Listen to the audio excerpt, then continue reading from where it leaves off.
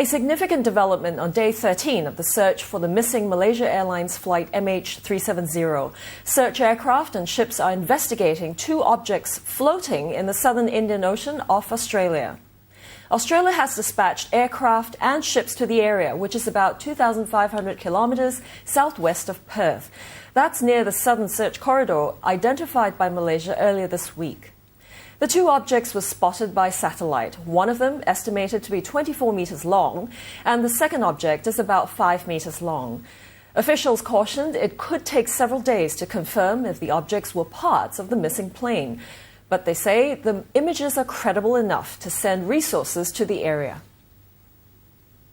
Quite simply, it is credible enough to divert the research to this area on the basis it provides a promising lead to what might be wreckage from the debris field. We have been in this business of doing search and rescue and using satellite images before, and they do not always turn out to be related to the search, even if they look good. So we will hold our views on that until they're sighted close up.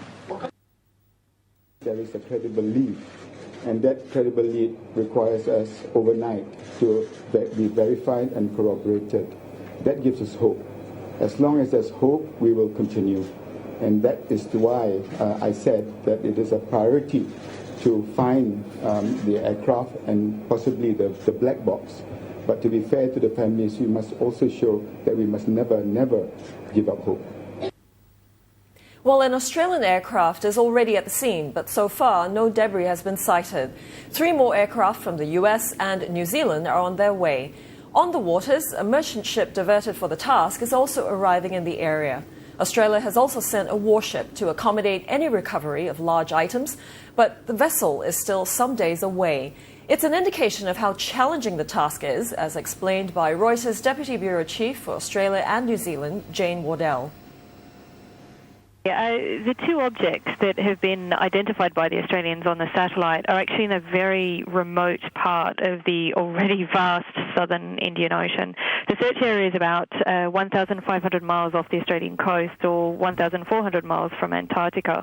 It's so remote that it's taking the search aircraft about 3 hours to reach the search site, and with the journey back that leaves them just 3 hours to search on each flight out there.